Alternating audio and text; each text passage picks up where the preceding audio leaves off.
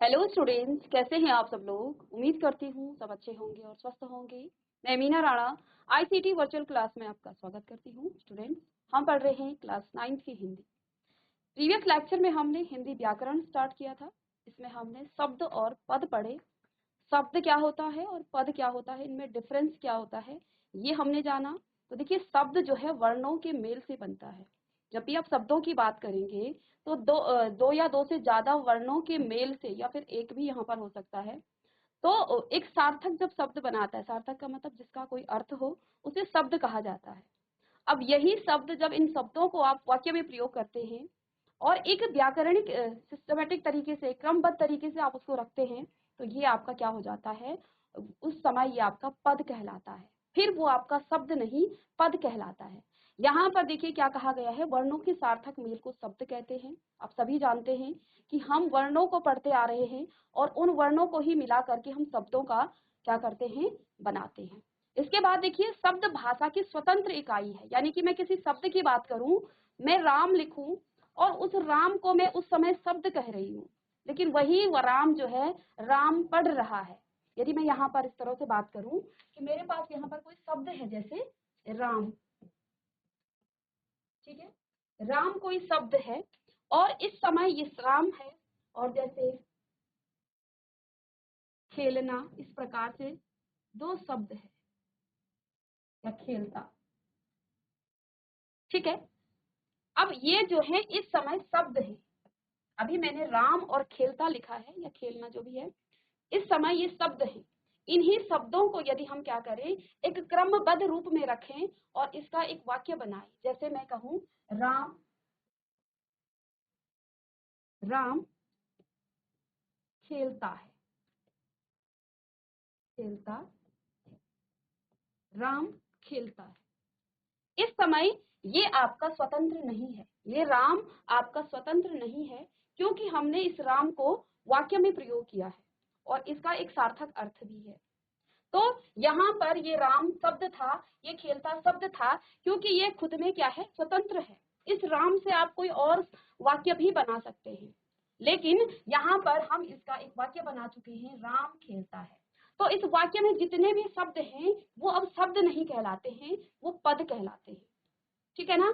तो ये डिफरेंस है किसमें, पद और शब्द में। आपका जो चैप्टर है उसमें शब्द और पद है, ठीक है ना। तो पहले हम शब्दों को जानते हैं। शब्द क्या होते हैं, जिनको वर्णों के मेल से, जैसे यहाँ पर आपका जो राम है, ये र, रा और मो से बना है, र और मो से बना है। आगे इसको और आप विच्छेदित करना चाहें तो र में भी आप क्या करते हैं, आ की मात्रा लगाते हैं, मो में भी आप इसको और आप वर्ण विच्छेद करें, तो इस प्रकार से ये होता है, र धन आ धन मो हलंत के साथ होता है और इसमें जुड़ा होता है औ। तो ये तो आपका वर्ण विच्छेद हो गया। इन वर्णों से मिलकर ये आपका रा बना है और इन वर्णों से मिलकर आपका मो बना है, ठीक है। तो ये तो किसकी, ये शब्दों की बात हो गई, ये वर्णों की बात हो गई।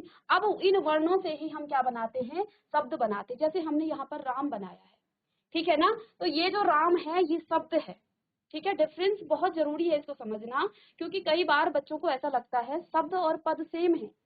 तो क्या डिफरेंस है, जब तक हम सिर्फ परिभाषा से हम नहीं समझ सकते हैं, क्योंकि परिभाषा कई बार हमें समझ नहीं आती है।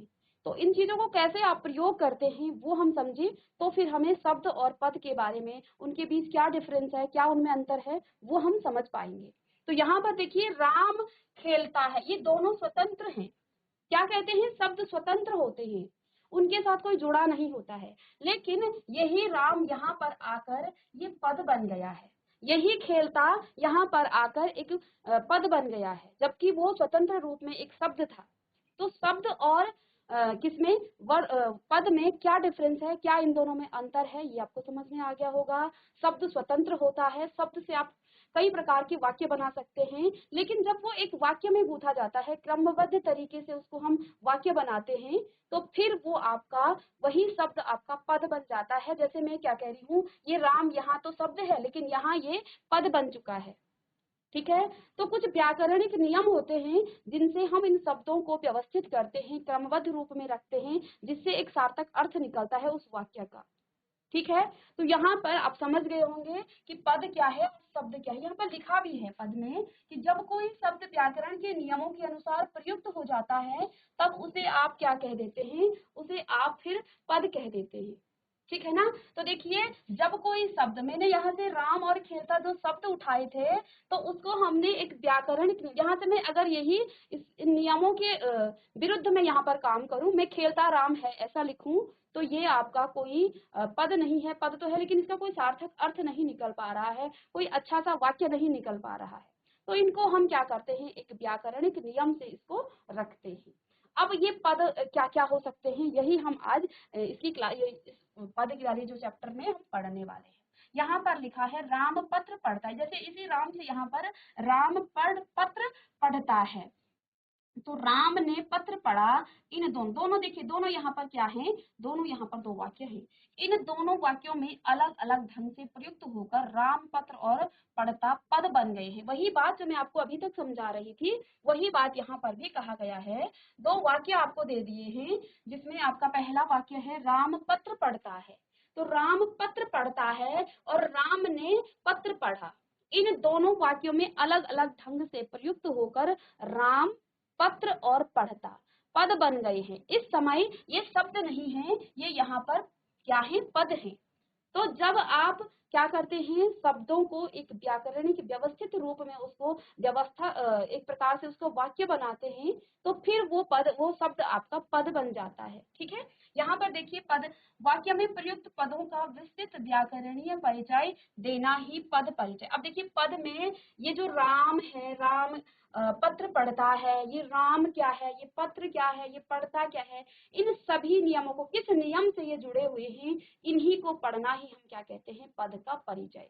अब हम इस पद का परिचय जानेंगे कि जो ये राम पत्र पढ़ता है, मैंने क्या कहा, यहाँ पर लिखा हुआ है राम पत्र पढ़ता है, राम पत्र पढ़ता है।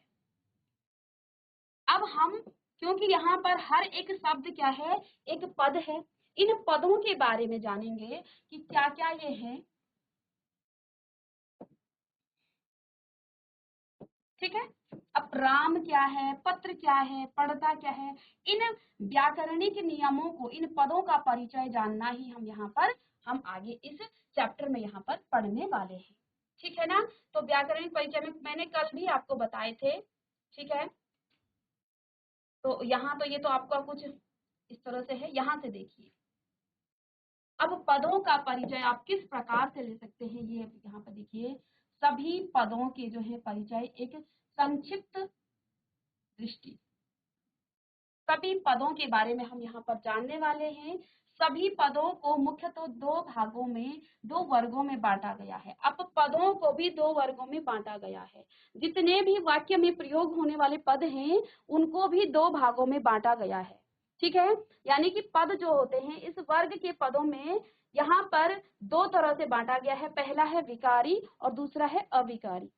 विकारी शब्द क्या होते हैं, इस वर्ग में पदों में लिंग, वचन, पुरुष, कारक आदि के कारण विकार आ जाता है। यानी कि इसको हम परिवर्तित कर सकते हैं, किस आधार पर, लिंग के आधार पर, उसके वचन के आधार पर, पुरुष के आधार पर और कारक के आधार पर। इन सभी को आपने क्लास 8 तक पढ़ा है और यहाँ पर भी हम एक छोटा सा संक्षिप्त आपको रिवीजन के तौर पर पढ़ाएंगे कि इसके अंदर क्या है, ताकि आपको वो फिर से चीजें याद आए। बाकी हमारी जो सिलेबस में यहाँ पर दो ही चीजें हैं, इनके बारे में ही आप पढ़ेंगे, विकारी और अविकारी शब्द।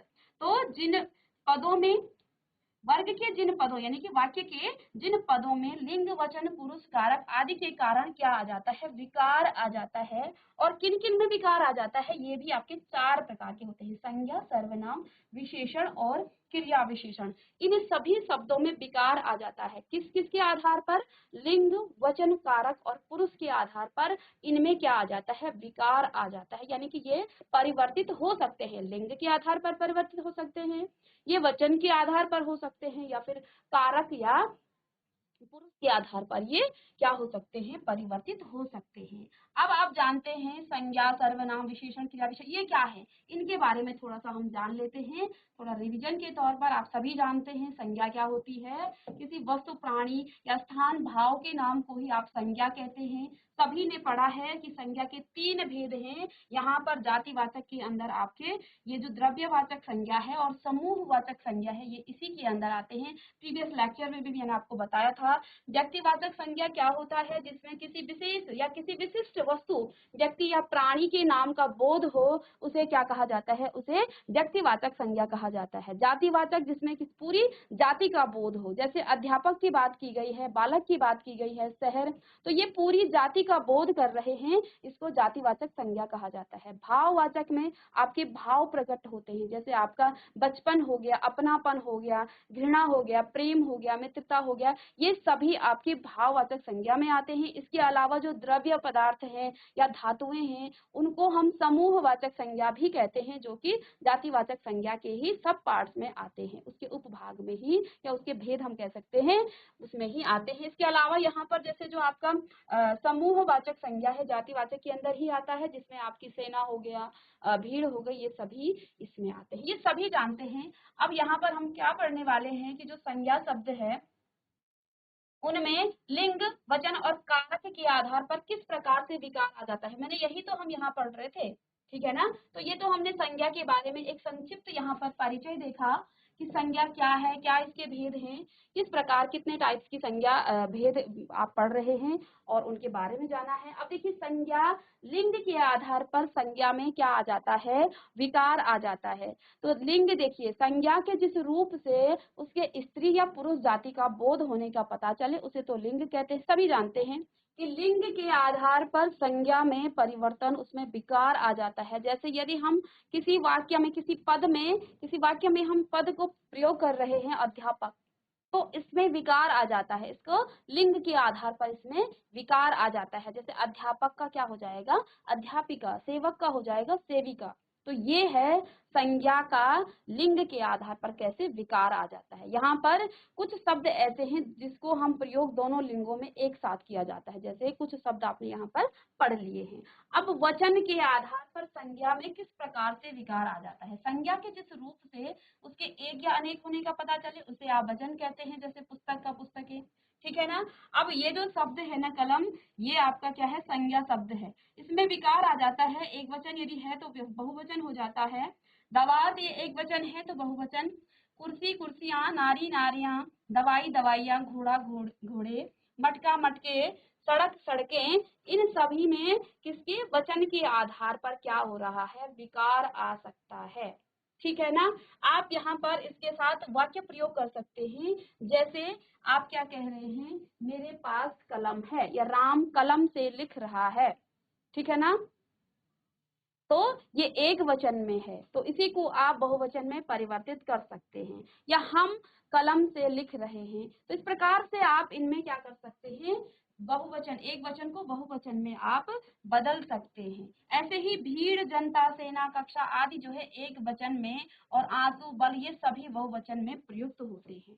अब देखिए तीसरा हमने क्या पढ़ा था, कारक के आधार पर भी इनमें विकार आ जाता है, ठीक है ना। तो वाक्य में संज्ञा आदि शब्दों का क्रिया से संबंध बताने वाला, पहले तो हम ये जानेंगे, ये तो आप पढ़ चुके हैं क्लास 8 तक, लेकिन यहाँ पर थोड़ा सा हम इसको संक्षिप्त में देखेंगे कि संज्ञा आदि शब्दों का क्रिया से संबंध बताने वाले व्याकरणिक शब्द को आप क्या कहते हैं, व्याकरणिक कोटि कारक कहलाती है। आपको सभी को पता है, और इसके 8 भेद है। यहाँ पर एक और मैं लिखना चाहूंगी, ये आपका अधिकरण,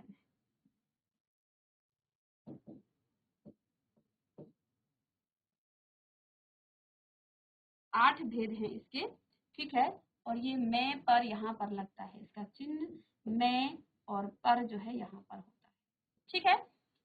तो देखिए कारक के भी 8 भेद हैं। आपने क्लास 8 तक इसको पढ़ा हुआ है, कारक, कर्ता कारक, कर्म कारक, करण कारक, इसी संप्रदान, अपादान, अधिकरण, संबंध और संबोधन। और इनके जो कारक चिन्ह हैं वो ने अथवा कुछ नहीं है, यानी कि शून्य कारक चिन्ह आपको बताया होगा क्लास 8 में।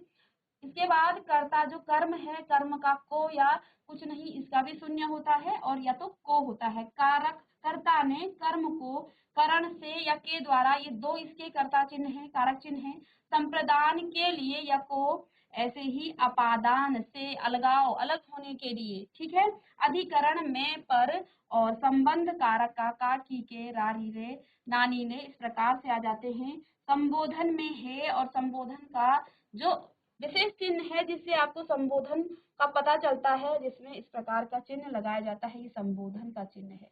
हे अरे इस प्रकार से जब आप क्या करते हैं, किसी को पुकारते हैं तो संबोधन का चिन्ह लग जाता है। या ऐसे ही देखिए कर्ता कारक में उदाहरण देखिए, राम फल खाता है, तो किसी भी वाक्य में जो काम करता है उसको क्या कहा जाता है, कार्य करने वाला, क्रिया करने वाला कर्ता कहलाता है, ठीक है। वह फल खाती है, वह फल खाती है, तो जिस पर कार्य का प्रभाव पड़ता है उसको कर्म कारक कहा जाता है। जिस पर कार्य का प्रभाव पड़ता है, क्रिया का प्रभाव पड़ता है, उसको कहा जाता है कर्म कारक। जैसे ही वह फल खाती है, तो वह क्या खाती है, फल खाती है, वह यहाँ पर कर्ता हो जाएगी, और यहाँ पर खाती ये क्रिया हो गया, और क्या खाती है, कर्ता। खाने का प्रभाव किस पर पड़ा है, फल पर पड़ा है, ठीक है। ऐसे ही उसने बच्चे को मारा, तो यहाँ पर भी कार्य क्या हुआ है, मारने का, कर्ता क्या हो गया है, उसने। अब किसको मारा, बच्चे को मारा है, तो किस प्रभाव किस पर पड़ा है, बच्चे पर पड़ा है, ठीक है ना। तो ये इसका उदाहरण हो गया है। ऐसे ही करण कारक से या के द्वारा, उसने चाकू से फल काटा, उसने चाकू से फल काटा। तो जिस भी साधन से आप क्या करते हैं, कोई कार्य करते हैं, जो साधन होता है कार्य करने का, क्रिया करने का जो साधन होता है, उसको आप करण कारक कहते हैं। ऐसे ही कि इसका चिन्ह, कारक चिन्ह भी क्या है, से या के द्वारा। तो उसने चाकू से, किससे काटा, चाकू से काटा, तो चाकू से फल काटा, तो चाकू से यहाँ पर क्या हो जाएगा, ये आपका करण कारक हो जाएगा। ऐसे ही यह सवाल राम के द्वारा हल किया गया है। अब है संप्रदान कारक, तो इसका चिन्ह कारक क्या है, को या के लिए। किसान गाय के लिए चारा लाया, किसान गाय के लिए, जिसके लिए कोई कर्ता कार्य करता है, के लिए, ठीक है ना। किसान गाय के लिए या गाय को, तो यहाँ पर इसका चिन्ह क्या है, को या के लिए। तो कर्ता जिसके लिए कार्य करता है या क्रिया करता है उसे क्या कहा जाता है, उसे कहा जाता है संप्रदान। अपादान ये सभी आप पढ़ चुके हैं, हम एक रिवीजन तौर पर इसको पढ़ रहे हैं। तो अपादान कारक क्या होता है, जिससे अलगाव हो, जिससे अलग हो, अलगाव का मतलब जिससे अलग किया जाए। तो गंगा हिमालय से निकलती है, तो गंगा कहाँ से निकलती है, हिमालय से निकलती है। तो गंगा किससे अलगाव हुई है, किससे अलग हुई है, गंगा यहाँ पर हिमालय से अलग हुई है। तो हिमालय आपका क्या हो गया है, यहाँ पर हिमालय आपका क्या हो गया है, अपादान कारक। इसके बाद यहाँ पर अधिकरण कारक है, जिसका चिन्ह है में या पर। तो तालाब में कमल खिलते हैं, तालाब में कमल खिलते हैं, कहाँ खिलते हैं, तालाब में। तो यहाँ पर चिन्ह जैसे कि आपको क्या आ रहा है, कहाँ, तालाब में कमल खिलते हैं। तो जो आधार होता है काम करने का, जो आधार है, तो कहाँ खिल रहा है, काम क्या हो रहा है, खिलने का, कौन खिल रहा है, कमल, तो ये तो कर्ता हो गया। तो और कहाँ पर खिल रहे हैं, तालाब में। तो देखिए किसी भी वाक्य में जो आधार होता है कार्य करने का, उसको कहा जाता है अधिकरण, अधिकरण। इसका चिन्ह है में और पर। इसके अलावा एक और उदाहरण यहाँ पर लिखा है, पेड़ पर पक्षी बैठे हैं। अब पक्षी कहाँ पर बैठे हैं, पक्षी तो आपका कर्ता है, बैठे हैं आपका क्रिया है, पेड़ पर, कहाँ पर बैठे हैं, पेड़ पर। अब ये आपका आधार है, पक्षियों के बैठने का आधार क्या है, पेड़ है। तो पेड़ पर पक्षी बैठे हैं, तो ये आधार है, ये आपका अधिकरण कारक हो गया है। संबंध कारक क्या होता है, जिसमें का की, देखिए जिससे संबंध आप क्या करें, जुड़ाए। जैसे यहाँ पर ये राम की पुस्तकें हैं, किसकी पुस्तकें हैं, राम की, ये राम की पुस्तकें हैं। तो किसकी पुस्तकें हैं, पुस्तकों का संबंध किसके साथ है, राम के साथ है। तो ये आप यहाँ पर संबंध को दिखा रहा है, और चिन्ह आपको दिख ही रहा है राम की। तो जिसके चिन्ह जो है हमेशा कारक के पीछे से लगता है, ठीक है ना। ऐसे ही संबोधन में क्या होता है, जिसमें हम क्या करते हैं, किसी को पुकारते हैं, या है ना, इस प्रकार की बातें। और इसके अलावा यहाँ पर ये चिन्ह तो आता है, ये तो सभी को पता है, साथियों मेरी बात ध्यान से सुनो, अरे सूरज निकल आया। तो इस प्रकार के जो चिन्ह होते हैं, तो इस प्रकार के शब्द संबोधन कारक होते हैं। तो इनमें भी क्या आ जाता है, विकार आ जाता है। ठीक है। अब देखिए हमने संज्ञा के बारे में पढ़ लिया, संज्ञा के बारे में हमने पढ़ लिया, क्या क्या पढ़ा। संज्ञा जो है किसी वस्तु प्राणी भाव के नाम को हम क्या कहते हैं, संज्ञा कहते हैं, सभी जानते हैं संज्ञा। इसके भेद पढ़ लिए। इसमें जो है संज्ञा में भी हमने, संज्ञा में विकार आ जाता है, किस किस आधार पर आता है संज्ञा में विकार। संज्ञा में विकार आ जाता है वचन, लिंग और कारक के आधार पर, वचन, लिंग और कारक के आधार पर। और इसको भी हमने डिटेल में पढ़ लिया है कि जो संज्ञा शब्द है वो होता क्या है, इसके कितने भेद हैं और इसमें किस किस आधार पर विकार आता है, उन सभी को हमने पढ़ा। लिंग को पढ़ा, वचन को पढ़ा और कारक को पढ़ा और उनके भेद भी पढ़े। अब देखिए दूसरा क्या था, सर्वनाम। हमने क्या कहा, जो पद हैं वो दो प्रकार के होते हैं, एक विकारी और एक अविकारी। तो विकारी शब्द हम यहाँ पर पढ़ रहे हैं। विकारी में भी हमने क्या कहा, चार इसके कौन कौन से शब्दों में विकार आ जाता है, संज्ञा में, सर्वनाम में, विशेषण में और क्रिया में। ठीक है ना। अब इन्हीं के बारे में हम पढ़ रहे हैं। संज्ञा के बारे में हमने पढ़ लिया और संज्ञा में भी हमने देखा किन किन आधार पर विकार आता है, एक तो लिंग के आधार पर, वचन के आधार पर और कारक के आधार पर। दूसरा है सर्वनाम। अब देखिए सर्वनाम के बारे में हम पहले देखेंगे। संज्ञा क्या, सभी जानते हैं संज्ञा के स्थान पर प्रयुक्त होने वाले शब्दों को ही आप सर्वनाम कहते हैं, जैसे कि मैं, हम, ये, कुछ। अब इसके भी कुछ भेद है, ठीक है ना। कौन कौन से भेद हैं सर्वनाम के, एक तो पुरुषवाचक सर्वनाम होता है जिसमें आपका उत्तम पुरुष, पुरुषवाचक आता है, मध्यम पुरुष, पुरुषवाचक और अन्य पुरुष। ठीक है। अब आप सभी जानते हैं उत्तम पुरुष में, पुरुषवाचक में क्या आता है, मैं, मेरा, हम, तुम, वह, वे और उनका। उत्तम में देखिए जब दो लोग बात कर रहे होते हैं, आप और हम पढ़ रहे हैं, मैं बच्चों के साथ पढ़ रही हूँ, तो आप और मैं जो हैं, मैं अपने बारे में जब बात करूं तो मैं क्या कहूंगी, मैं अपने को हमेशा उत्तम पुरुष में रखूंगी। तो जब भी मैं बात करूं अपने बारे में, क्योंकि मैं उत्तम पुरुष में ही हूं, मैं अपने बारे में बात कर रही हूं, तो मैं क्या क्या शब्द यूज कर सकती हूँ, मैं, या मेरे साथ कोई और है तो मैं क्या कहूंगी, मैं अपने को भी उनके साथ क्या कर रही हूँ, सम्मिलित कर रही हूँ, तो मैं अपने को क्या कहूंगी, हम, जब हम बहुत सारे होंगे। तो उत्तम पुरुष में क्या आता है, बोलने वाला। मध्यम पुरुष में मैं कुछ कह रही हूँ, आप सुनने वाले हो, तो आप क्या हो, मध्यम पुरुष में आ जाते हो। तो मैं जब तुम्हारी बात करूंगी, आपकी बात करूंगी, तो मैं क्या कहूंगी, तुम या आप, इस प्रकार से दो शब्द यूज करूंगी। अन्य पुरुष में क्या आ जाता है, जिसके विषय में हम बात कर रहे हैं। अभी हम किसी तीसरे पुरुष के बारे में बात करेंगे तो वह क्या हो जाएगा, वह, वे, यह, इस प्रकार से आ जाएंगे। ठीक है ना। तो यहाँ पर पुरुषवाचक सर्वनाम के तीन यहाँ पर पुरुषवाचक बताए गए हैं, उत्तम, मध्यम और अन्य।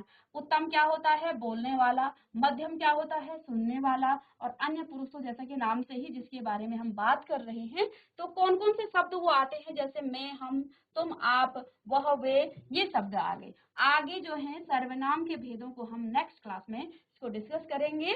तो उम्मीद करती हूँ आज के जो सेशन में हमने जो भी पढ़ा है उसको आप रिकॉल करेंगे, घर में जाके उसको दोबारा से पढ़ेंगे। यहाँ पर पदों के दो भेद बताए हैं जिसमें आपके अविकारी और विकारी शब्द हैं। विकारी शब्द हम पढ़ रहे हैं, विकारी शब्द भी आपके संज्ञा, सर्वनाम, क्रिया और विशेषण होते हैं। संज्ञा हमने पढ़ लिया है, उसमें डिटेल हमने संज्ञा के भेद और इसमें किस किस आधार पर संज्ञा में विकार आता है ये हमने पढ़ा। आज हमने सर्वनाम को भी शुरू कर दिया और इसके आगे के जो भेद हैं उनको हम नेक्स्ट क्लास में डिस्कस करेंगे। तो मिलते हैं नेक्स्ट लेक्चर में, तब तक के लिए thank you and have a nice day.